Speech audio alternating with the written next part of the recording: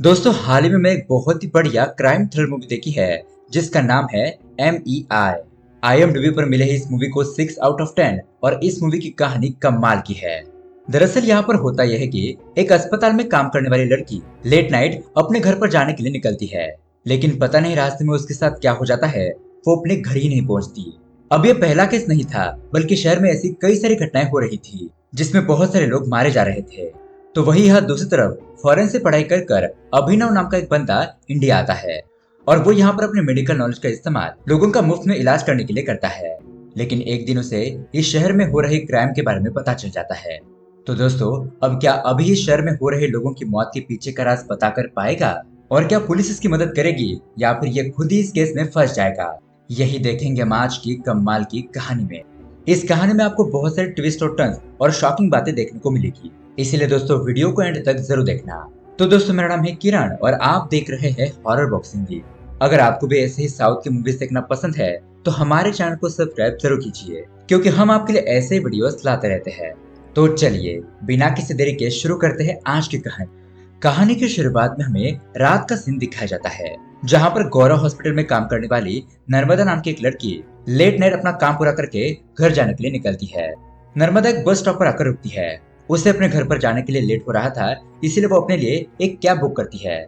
लेकिन इतने में वहां पर एक रिक्शा आ जाती है, तो वो अपने कैब को कैंसिल करके उस रिक्शा में बैठकर अपने घर जाने लगती है। और दोस्तों ये सीन यहीं पर कट हो जाता है। अब उसके अगले सीन में हमें गोपी नाम के एक बंदे को दिखाया जाता है। वो अपनी मेडिकल शॉप में आकर अपना काम शुरू कर देता है, लेकिन अब तक वहां पर काम करने वाले दो लड़के आए नहीं थे। थोड़ी ही देर में वो लड़के बाला और श्याम वहां पर आ जाते हैं। तो गोपी उन्हें कहता है कि मैंने तुम लोगों को काम पर रखा है कि तुम लोगों ने मुझे जल्दी दुकान पर आकर दुकान ओपन नहीं कर सकते। तो अब ये दोनों यहाँ पर कुछ बहाना बनाने लगते हैं।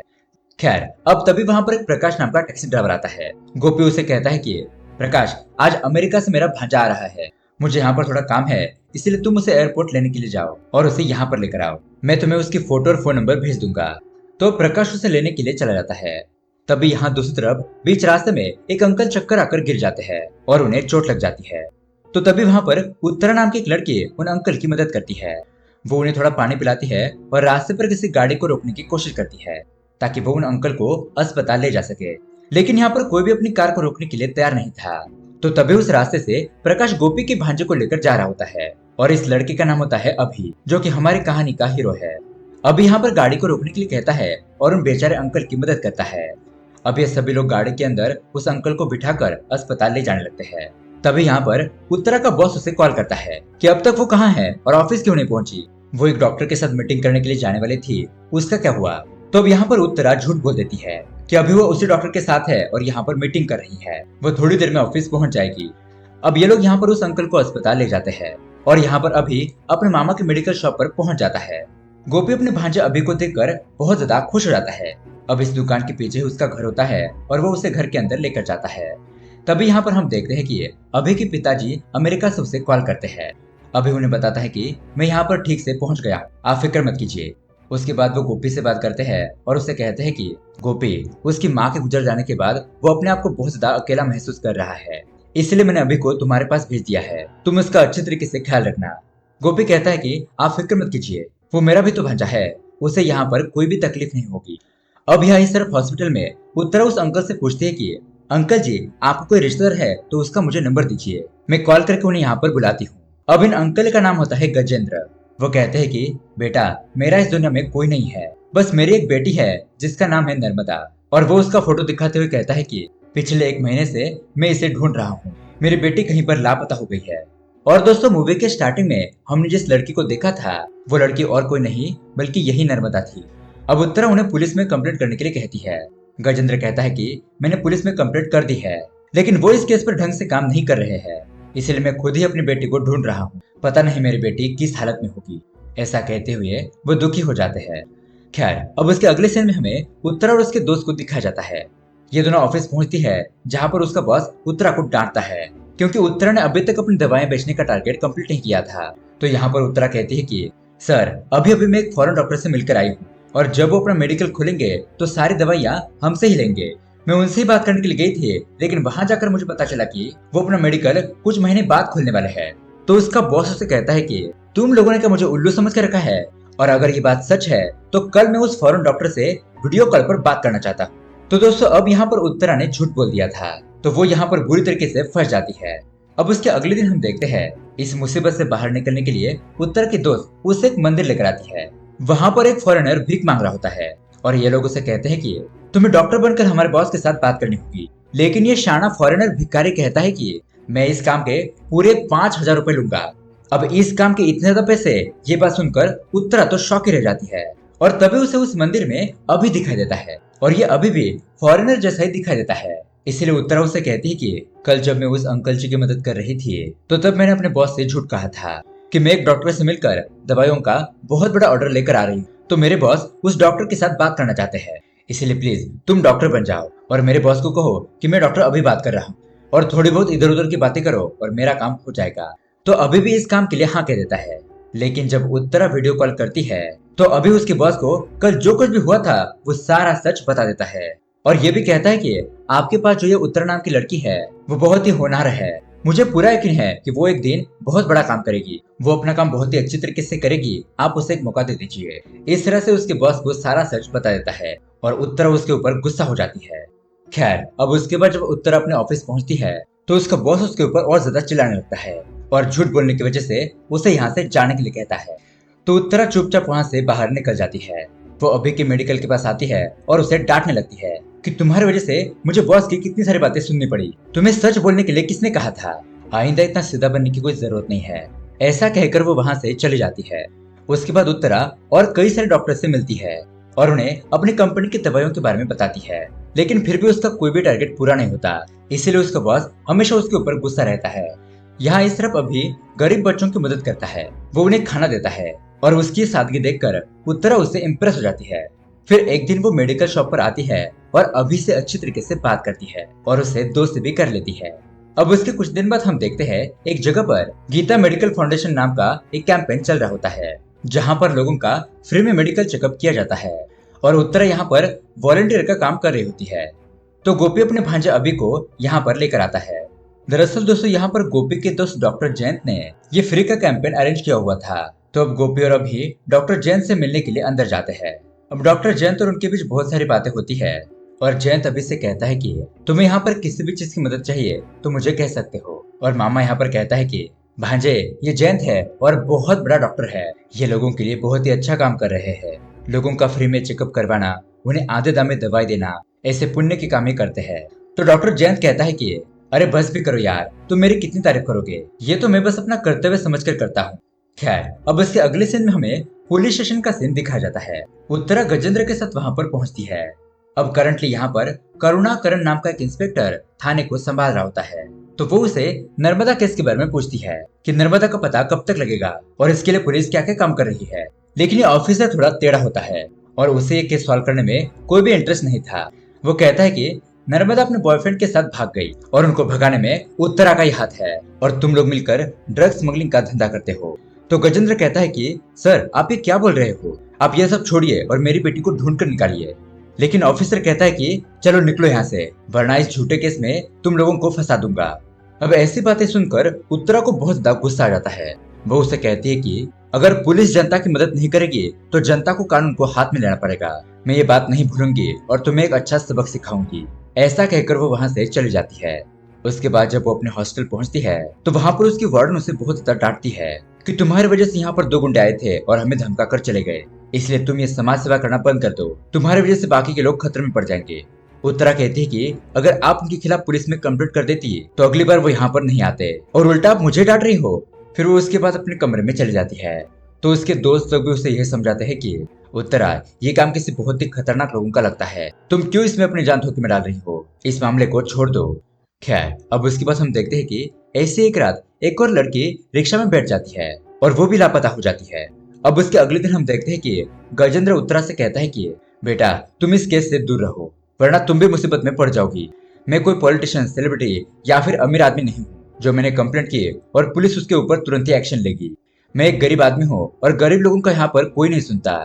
तो अभी कहता है कि ऐसा नहीं चलेगा, अगर हमने कुछ गलत नहीं किया है, हमारे साथ अन्याय हो रहा है और ऊपर से पुलिस हमारी मदद भी नहीं कर रही, तो हमें मीडिया में जाना चाहिए, आंदोलन करना चाहिए, जिससे कि हमें इंसाफ मिल सके। तो अब उत्तरा को यह आइडिया ठीक लगता है और उसके अगले दिन हम देखते हैं कि उत्तरा कुछ लड़कियों को इकट्ठा करके पुलिस स्टेशन के सामने आंदोलन करने लगती है कि इंस्पेक्टर करुणाकरण जनता की मदद नहीं कर रहा है और उल्टा जनता को डरा धमका कर वहां से भगा रहा है। वो हमारी आवाज को दबाने की कोशिश कर रहा है। अब ये सारी खबर मीडिया में आग की तरह फैल जाती है और यहाँ पुलिस डिपार्टमेंट के सीनियर ऑफिसर करुणाकरण को डांटने लगते हैं कि तुम्हें लोगों से कैसे बात करनी है इसकी थोड़ी सी भी तमीज नहीं है। रिश्वत लेकर काम करना चाहते हो तो तुमने पुलिस में भर्ती क्यों किया? छोड़ो, अब हम ये केस कृष्णा को सौंप रहे हैं और अब वही एक है जो इस केस को सॉल्व कर सकता है। तो उसके अगले सीन में हमें इंस्पेक्टर कृष्णा को दिखाया जाता है। यहाँ पर हमें पता चलता है कि कृष्णा का हाल ही में हार्ट का ऑपरेशन हुआ है और उसकी पत्नी उसे कहती है कि तुम और थोड़े दिन आराम करो, लेकिन कृष्णा कहता है कि मैं ठीक हूँ और अब मुझे ड्यूटी पर ज्वाइन होना होगा। तभी उसके घर पर कांस्टेबल बलराम आता है और वो उसे नर्मदा और बाकी के लापता हुए लोगों की डिटेल्स देता है और अब इंस्पेक्टर कृष्णा तुरंत ही इस केस के इन्वेस्टिगेशन में लग जाता है। अब उसके अगले दिन हम देखते हैं अभी अपने मामा के मेडिकल में काम कर रहा होता है तो तभी उन्हें रास्ते में किसी के गिरने की आवाज सुनाई देती है। अब ये लोग वहां पर जाकर देखते हैं तो वहां पर कांस्टेबल बलराम बेहोश होकर गिर गए थे।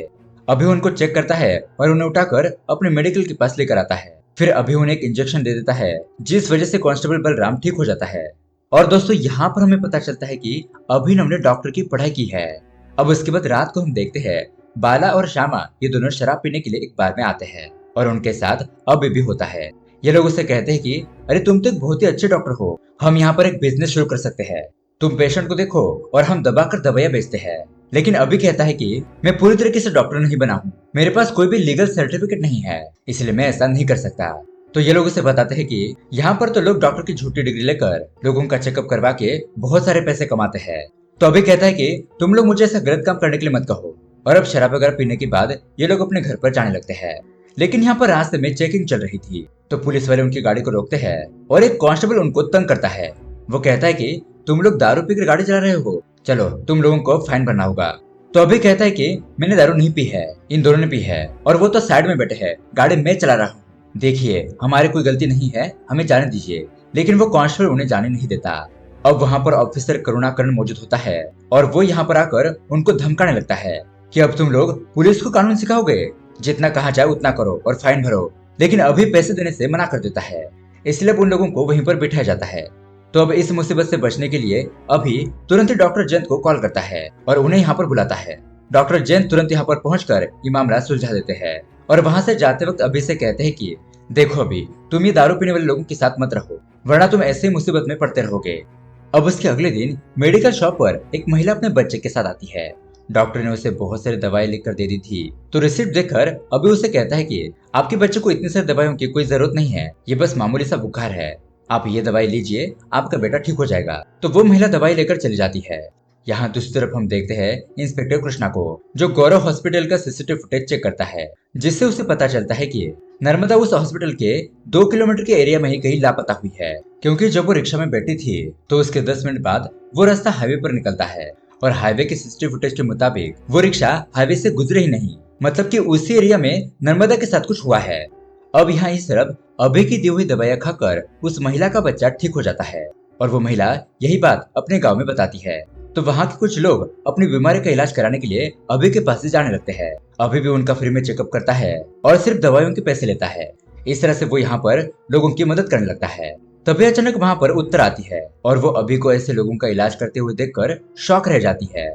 उसके बाद ये दोनों एक जगह पर आपस में बात करने के लिए जाते हैं, जहाँ पर अभी उसे बताता है कि अभी की माँ कुछ ही महीने पहले गुजर गई, उन्हें एक बहुत बड़ी बीमारी हुई थी और उनका ट्रीटमेंट अभी कर रहा था, लेकिन वो अपनी माँ को बचा नहीं पाया, इसलिए उसने अपनी डॉक्टरी की पढ़ाई छोड़ दी थी और फिर वो निराश होकर यहाँ पर इंडिया गया। तो अब उत्तरा उसे यहाँ पर समझाती है कि देखो अभी तुम्हें अपनी डॉक्टरी की पढ़ाई पूरी करके एक अच्छा डॉक्टर बनना होगा ताकि तुम लोगों की मदद कर सको, और अगर तुम ऐसा करोगे तो तुम्हारी माँ की आत्मा को शांति मिल जाएगी और तुम ज्यादा परेशान मत हो, तुम एक अच्छे डॉक्टर बनोगे। अब ऐसी एंकरेज भरी बातें सुनकर अभी को उत्तरा के ऊपर और भी ज्यादा प्यार आने लगता है और यहाँ पर अभी फाइनली उसे प्रपोज कर ही देता है।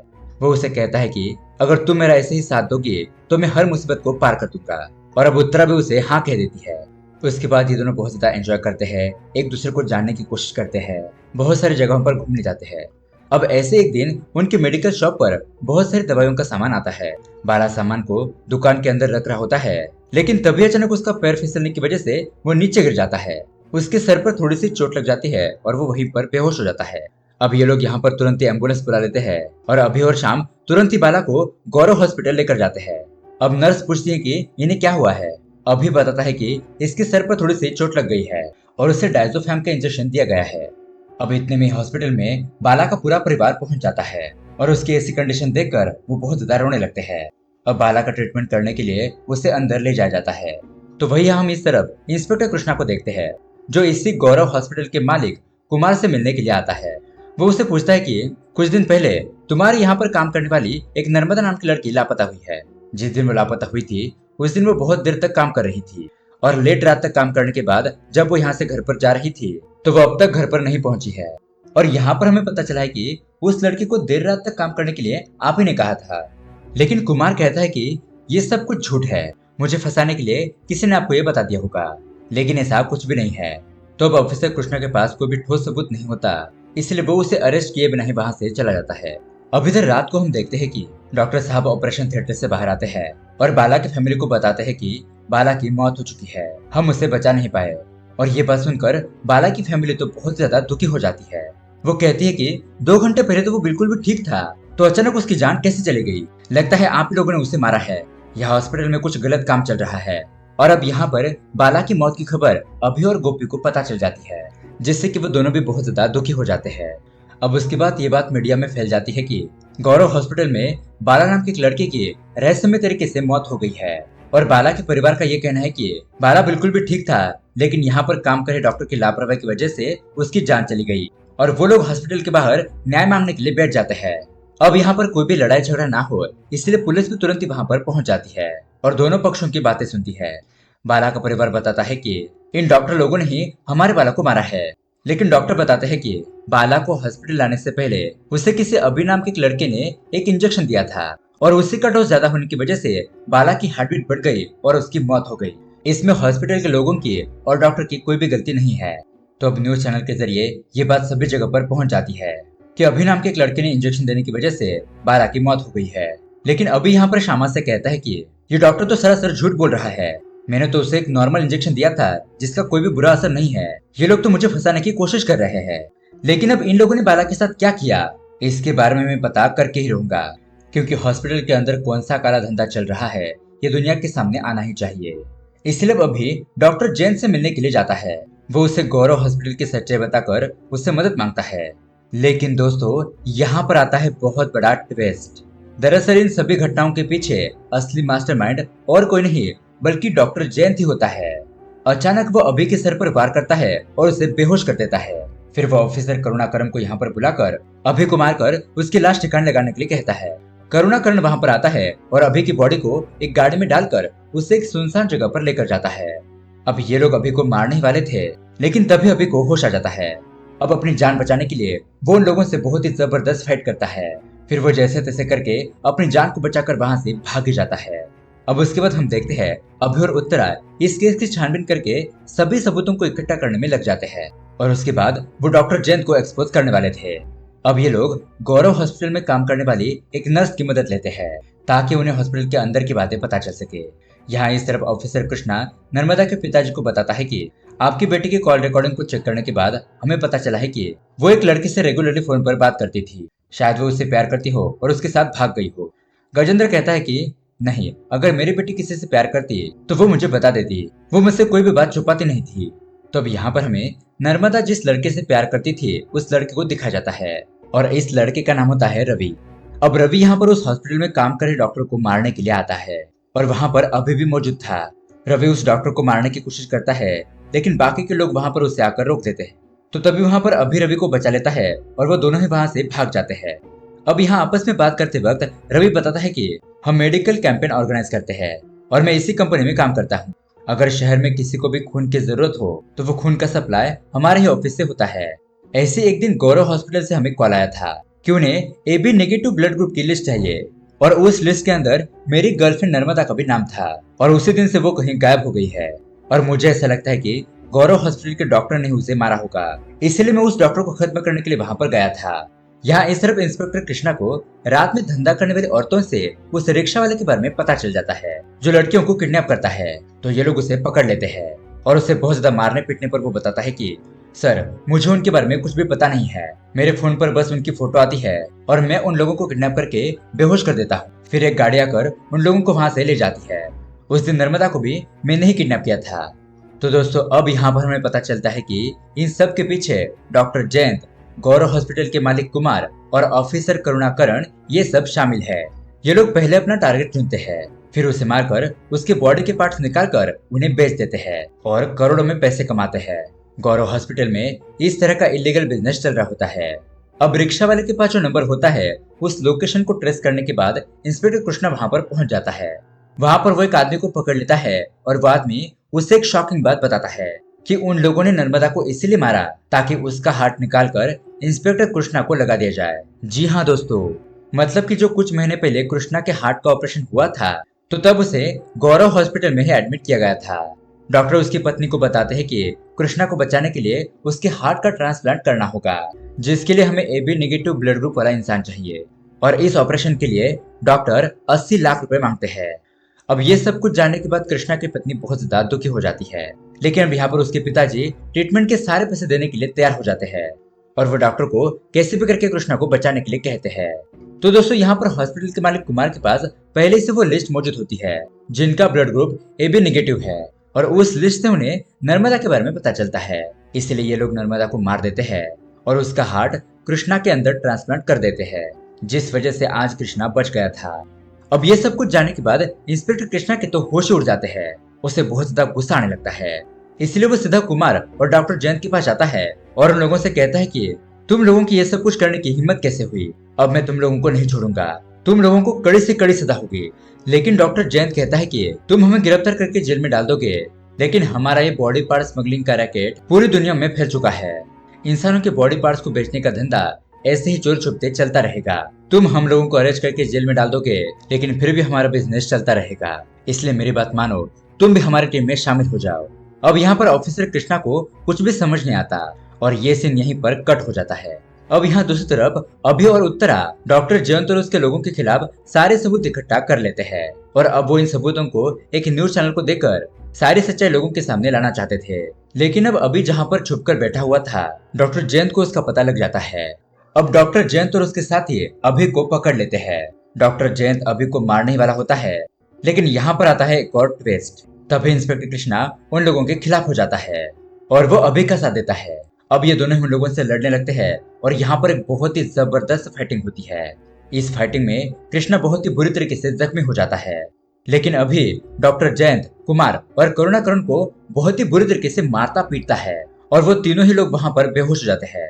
उसके बाद हमें न्यूज रिपोर्टर बताती है कि डॉक्टर जयंत, कुमार और करुणाकरण की सच्चाई सब लोगों के सामने आ गई है कि ये लोग अस्पताल के आड़ में बॉडी पार्ट्स की स्मगलिंग का बिजनेस कर रहे थे और अब पुलिस ने उन्हें गिरफ्तार कर लिया है और इतने सारे लोगों को मारने की वजह से उन्हें फांसी की सजा दी जाएगी। अब उसके बाद कहानी के एंड में हमें दिखाया जाता है कि अभि और उत्तरा ने शादी कर ली है और उन्होंने एक अपना हॉस्पिटल खोल लिया है जहां पर वो लोगों की मदद करते हैं। और दोस्तों, इस तरह से ये कहानी यहीं पर एंड हो जाती है। तो दोस्तों, ये कहानी आपको कैसे लगी हमें कमेंट करके जरूर बताइएगा। साथ ही ऐसे ही अमेजिंग मूवी देखने के लिए हमारे चैनल को सब्सक्राइब जरूर कीजिए। मिलते हैं अगली वीडियो में। Thanks for watching.